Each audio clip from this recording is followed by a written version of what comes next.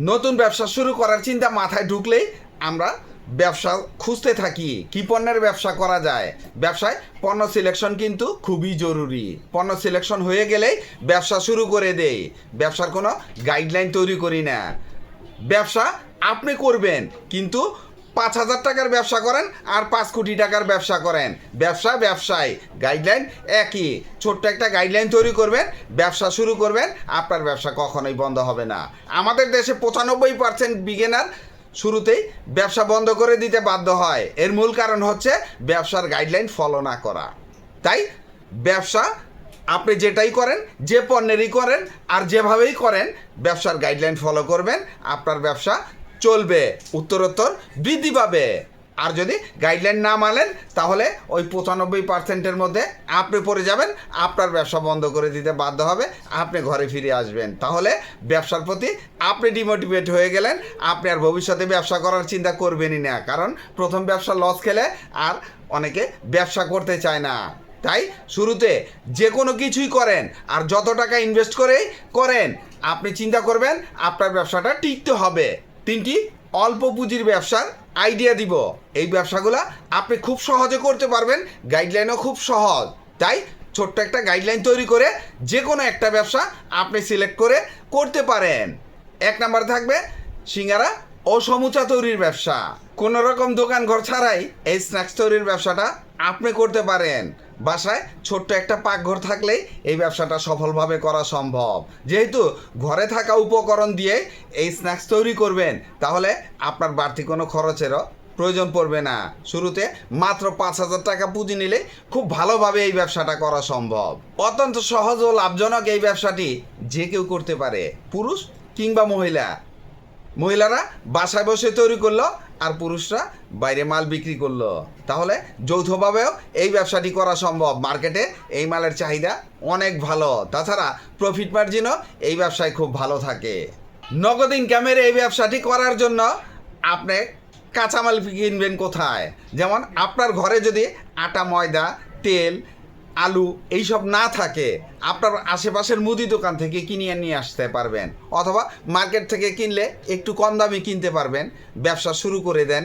একটা কড়াই লাগবে সিঙ্গারা ভাজার জন্য, সমুচা ভাজার জন্য। 10টায় প্যাকেট, 20টায় প্যাকেট সুন্দর করে পলিপ্যাক করে আপনি দোকানে ডেলিভারি দেওয়ার উদ্দেশ্যে বের হয়ে যান। কাজটা সকালবেলায় আপনাকে করতে হবে। একটু ভোরবেলা উঠবেন, 8টার মধ্যে আপনার মাল রেডি করেন, মাল প্যাকেট করে আপনি চায়ের দোকানের উদ্দেশ্যে বের হয়ে যান। আপনার এলাকায় যতগুলো চায়ের দোকান আছে, ব্যবসা শুরুতে এই দোকানগুলো টার্গেট করবেন। প্রত্যেকটা চায়ের দোকান নক করবেন, কেউ না কেউ এই মালগুলা দেয়। কারণ চায়ের দোকানে সিঙ্গারা এবং সমুচা, যেমন সিঙ্গারা 2টা আইটেম হবে, মিষ্টি সিঙ্গারা এবং ঝাল সিঙ্গারা, আর সমুচাটা একটা আইটেম। এই 3টা আইটেম সুন্দর করে প্যাকেট করে এরপরে যখন বের হয়ে গেলেন, ধরেন আপনি প্রথম দিন 5 প্যাকেট নিলেন, আপনি লাইনটা বোঝেন, ব্যবসার পলিসিটা বোঝেন। মার্কেটিং কিন্তু আপনাকে জানতে হবে। মার্কেটিং করবেন, মার্কেটিংয়ের ব্যবসা করবেন, মার্কেটিং বুঝবেন না তাহলে কিন্তু হবে না। মার্কেটিং পলিসি না বুঝলে আপনি কখনোই এই ব্যবসা করতে পারবেন না। মার্কেটে পাইকারি সিঙ্গারা যদি 6 টাকায় দেয়, 10 টাকা সিঙ্গারাটা আপনি 50 পয়সা কমায় দেন, শুরুতে লাভ কম করেন, মার্কেটটা ধরেন। মার্কেট প্লেস ধরা হয়ে গেলে আপনি দেখবেন যে আপনার ব্যবসাটা কিভাবে চলে। আপনার মালের মান যদি ভালো হয়, কাস্টমার খেয়ে যদি বলে যে এই মালটা ভালো, এই সিঙ্গারাটা ভালো, এই সমুচাটা ভালো, দোকানে আপনাকেই খুঁজবে। সুন্দর করে ছোট্ট একটা স্টিকার তৈরি করবেন, স্টিকারটা ওই ভিতরে ঢুকিয়ে দিবেন। যখন দেখবেন যে আপনার মালের চাহিদা বেড়ে গেছে, দোকানি আপনাকে ফোন করবে, ভাই মাল দিয়ে যান। এইভাবে করে আপনি শুরুতে 5 প্যাকেট তৈরি করেন, 5 প্যাকেট আগে বিক্রি করে দেখেন আপনার মালটা চলে কিনা আর আপনি মার্কেটিং বোঝেন কিনা। কেউ মায়ের পেট থেকে শিখে আসে না, আস্তে আস্তে শিখতে হবে। ব্যবসা শুরু করেন, যেহেতু পুঁজি আহামরি না। পুঁজি যদি অনেক বেশি থাকতো, ব্যবসায় অনেক বেশি রিস্ক থাকতো। অল্প পুঁজি দিয়ে ব্যবসা শুরু করবেন, লাভ লস হবে না আশা করি। কারণ যেহেতু খাওয়ার জিনিস, আপনি যদি ব্যবসাটা না করেন, ঘরে খেয়ে ফেলবেন, তাহলে লাভ লস হওয়ার কোনো ভয় আপনার নেই। সো আপনি নিশ্চিন্তে এই ব্যবসাটা শুরু করে দিতে পারেন। এই ব্যবসায় প্রফিট মার্জিন খুব ভালো। আপনাকে চায়ের দোকান কনভিন্স করতে হবে, চায়ের দোকানিকে মোটিভেট করতে হবে। আপনার মালটা ভালো, একটা ফ্রি খাওয়ান না। প্রথমবার খাওয়ার পরে কিন্তু দ্বিতীয়বার যখন আপনি মার্কেটিংয়ে নামবেন তখন কোনো দোকানি বলবে না একটা ফ্রি খাওয়ান। দোকানে যদি খেয়ে ভালো মনে করে তাহলেই তো আপনার মালটা লাগবে। মার্কেটিংয়ের অনেক পলিসি আছে, এগুলা মাথায় নিয়েই আপনি মার্কেটে নামবেন, দেখবেন আপনার মাল কিভাবে চলে। খাবারের ব্যবসায় প্রফিট মার্জিন সবসময়ই ভালো থাকে, আর এই ব্যবসায় কিন্তু ঝুঁকি আছে। যেমন আপনি একটা দোকানে সিঙ্গারা বা সমুচা 20 পিস করে দিলেন, কিন্তু 10 পিস বিক্রি হলো, পরের দিন চললো, তারপরের দিন কিন্তু এই মালগুলো নষ্ট হয়ে যাবে। তাই হিসাব মিলিয়ে আপনি দোকানিকে মাল দিবেন। দোকানি বিক্রি করতে পারবে 20টা, আপনি তাকে 10টা দেন। চাহিদা থাকুক, চাহিদা থাকা অবস্থায় আপনার মাল শেষ হয়ে যাক, দেখবেন এইটাই হচ্ছে মার্কেটিংয়ের চালাকি।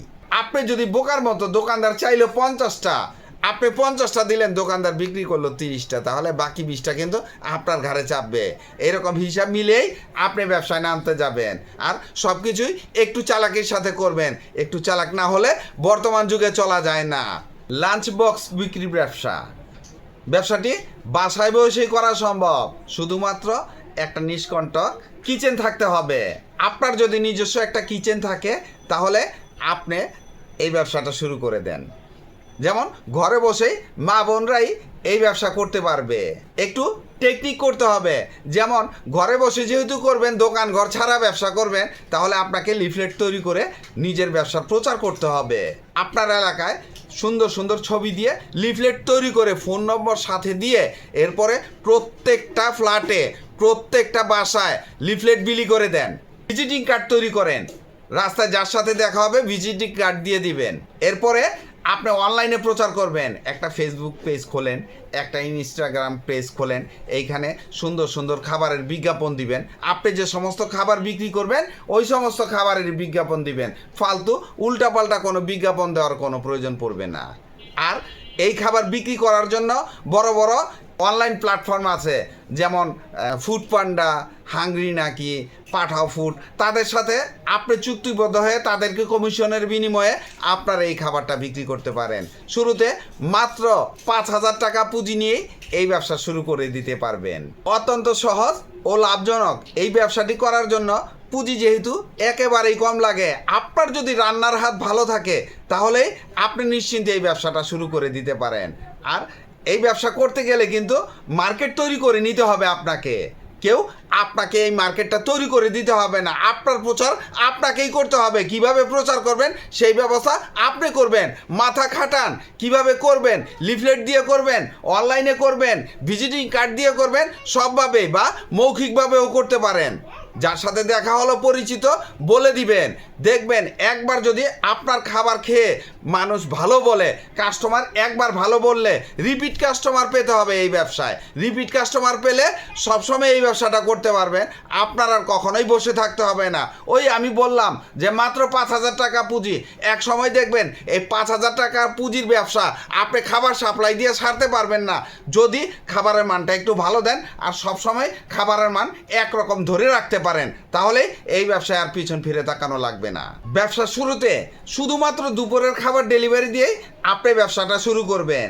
আপনি যদি দুপুর এবং রাতের খাবার দিয়ে ব্যবসা শুরু করতে যান তাহলে অনেক ঝামেলা হতে পারে, যেহেতু আপনি ব্যবসায় নতুন, পুঁজিও অনেক কম। নতুন ব্যবসা যখন আপনি শুরু করবেন, এক বেলার ব্যবসা দিয়ে শুরু করলে শুরুতে যদি 5টা কাস্টমার পান, পরের দিন 10 কাস্টমারের কাছে বিক্রি করলেন, আস্তে আস্তে আপনি যদি প্রথম দিনই 50 কাস্টমারের খাবার তৈরি করতে যান তাহলে সব কিছুই এলোমেলো হয়ে যাবে। আর আপনি যখন 6 মাস পরে 200 জনের খাবার তৈরি করতে যাবেন, আপনি কিন্তু আস্তে আস্তে অভ্যস্ত হয়ে গেলেন। যে কোনো জিনিস অভ্যাস মানুষের দাস। আপনি যখন অভ্যস্ত হয়ে যাবেন তখন আপনি 500 জনের খাবার রেডি করা কোনো ব্যাপার না।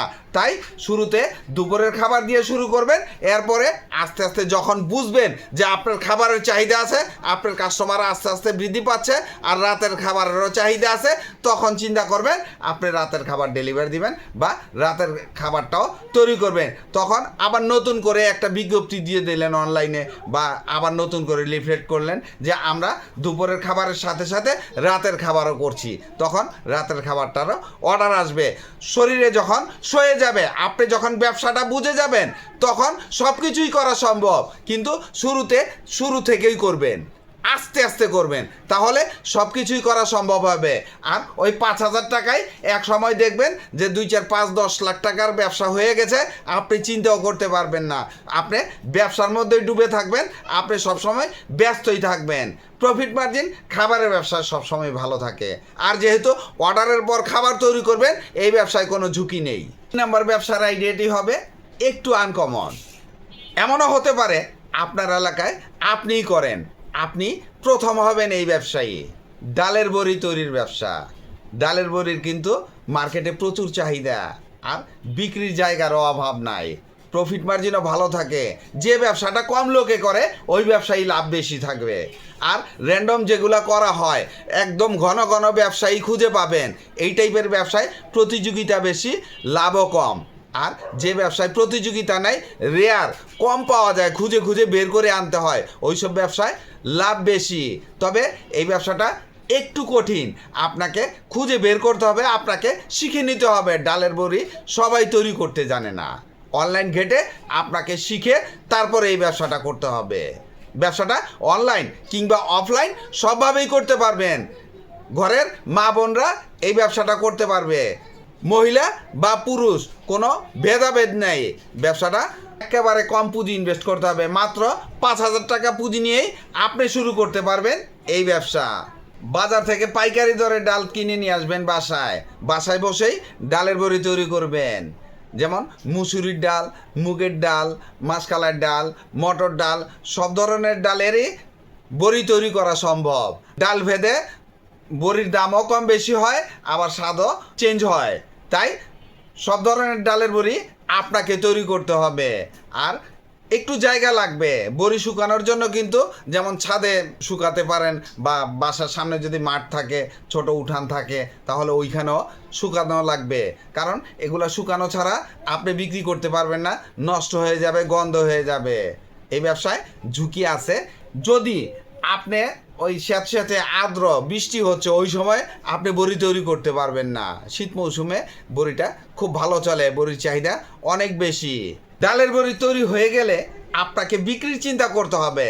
সুন্দর করে 250 গ্রাম থেকে শুরু করে 1 কেজি পর্যন্ত প্যাকেট করেন। এরপরে বিক্রির চিন্তা করেন কোথায় করবেন। গ্রাম্য হাট বাজার থেকে শুরু করে মহল্লার মুদি দোকান, মার্কেটের মুদি দোকান, মুদি মালের পাইকারি দোকান, সুপার শপ, চেইন শপ, অনলাইনে নিজস্ব ফেসবুক পেজ ওপেন করেন, ইনস্টাগ্রামে অ্যাড দেন।